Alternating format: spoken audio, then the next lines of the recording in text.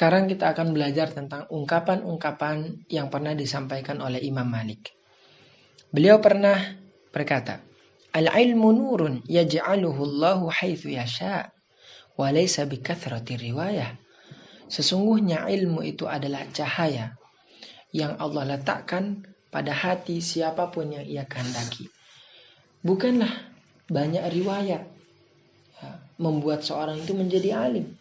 Tapi sesungguhnya orang alim adalah bagaimana ilmunya dapat menerangi langkah-langkah dalam kehidupannya. Sebab mungkin kita, andai kita sadar berapa banyak ilmu yang kita pelajari dari dulu, tapi betapa sedikit amalan yang sudah kita perbuat dari banyaknya ilmu yang pernah kita pelajari atau ajarkan. Maka kata beliau, ilmu bukan banyaknya engkau meriwayatkan, tapi ilmu adalah ketika ia menjadi cahaya terang dalam hatimu dan bisa menuntunmu pada kebaikan. Kemudian di antara kalam beliau berikutnya adalah la yakunu imaman man haddatsa bikulli ma sami'a. Tidaklah seorang itu dikatakan alim kalau dia semuanya mau dikeluarkan. Apa yang ada dalam benaknya, dalam otaknya, dalam hafalannya, semuanya dikeluarkan. Sampai orang bosan mendengarnya. Nah, kalau kita ibaratkan orang alim yang hakiki itu adalah seperti dokter. Nah, kalau kita tanya dokter, saya ini batuk, saya ini udah 3 hari serak karena batuk. Kira-kira obat apa yang pas? Dokter akan bilang obat yang pas itu adalah misalkan jeruk nipis dengan ini dan seterusnya. Dia akan kasih resep kita hanya untuk obat batuk kita saja kan? Nah, tidak mungkin dokter itu keluarkan semua obat yang dia punya. Karena orang tidak akan bisa memanfaatkan semua yang diberikan oleh dokter tersebut sedangkan penyakitnya hanya satu. Nah, begitupun alim. Begitupun orang yang berilmu, yang hakiki, ia keluarkan daripada ilmunya sesuai dengan kondisi yang ada pada saat itu.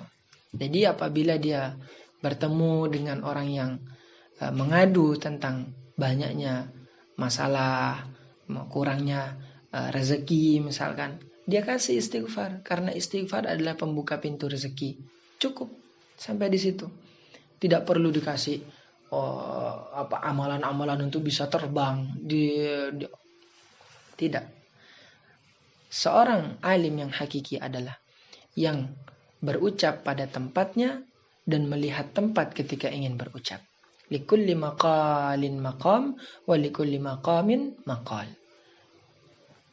Ini diantara ungkapan daripada Imam Malik.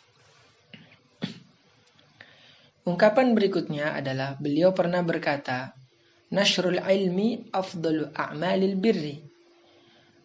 Kalau kalian ingin bertanya tentang apa sih perbuatan baik yang paling bagus, yang paling baik itu banyak tentunya. Ada sholat sunnah, ada puasa, ada sedekah dan seterusnya. Tapi ingat, dari semua itu yang paling tinggi nilainya di sisi Allah Subhanahu wa taala adalah nashrul ilmi, menyebarkan ilmu. Karena dengan ilmulah manusia itu bisa menjadi manusia yang sesungguhnya. Karena yang membedakan manusia dengan hewan itu adalah ilmu. Maka dengan ilmu ya kita bisa melakukan banyak hal baik dengan landasan yang sudah kita tahu bahwasanya itu baik gitu. Misalkan ada orang, contoh,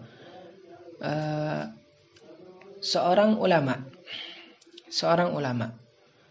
beliau menyampaikan satu ilmu tentang keutamaan bersedekah, bahwasanya sedekah itu bisa kelak menjadi syafaat kita, menjauhkan kita dari api neraka.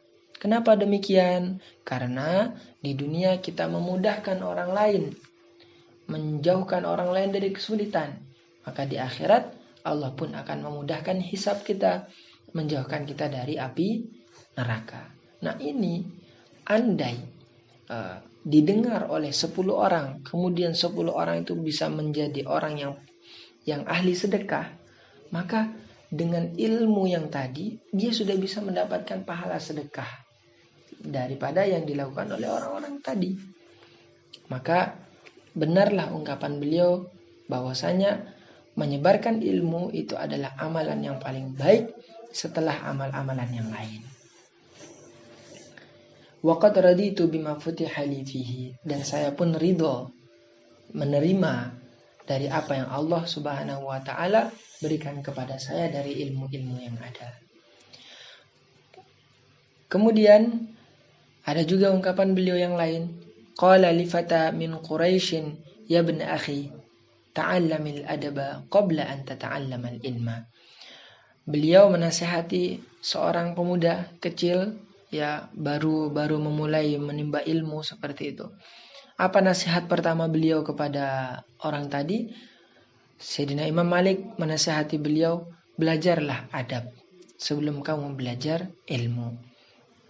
Karena sesungguhnya adab ini masuk di semua lini, semua semua lini kehidupan. Apapun yang kita lakukan tanpa adanya adab, maka itu semua akan tidak ada nilainya. Kita ingin bersedekah, cara kita bagaimana? Dengan adab. Kita bersedekah dengan adab, ini kita kasihkan. Tidak. Tapi sedekah kita yang baik itu kalau kita lempar, beradab tidak? Tidak. Maka akan nilainya baik tidak di mata orang? Tidak. Maka adab itu lebih penting daripada ilmu itu sendiri. Maka beliau menasihati, sebelum kamu belajar ilmu, kamu harus belajar adab, bagaimana menuntut ilmu. Terakhir, beliau meninggal antis'in wa thamanina sanah. Beliau meninggal pada umur 89 tahun. Wa dzalika 'am 99 wa mi'ah. Dan itu pada tahun 179 Hijriah. Inilah sosok Imam Malik yang dikenal sebagai Imam Madhab Malikiyah. Semoga Allah Subhanahu wa taala memberikan kita tempat di mana Allah menempatkan Sayyidina Imam Malik bersama juga dengan Nabi besar Muhammad sallallahu alaihi wasallam. Wa sallallahu ala Sayyidina Muhammadin wa ala alihi wa sahbihi wasallam.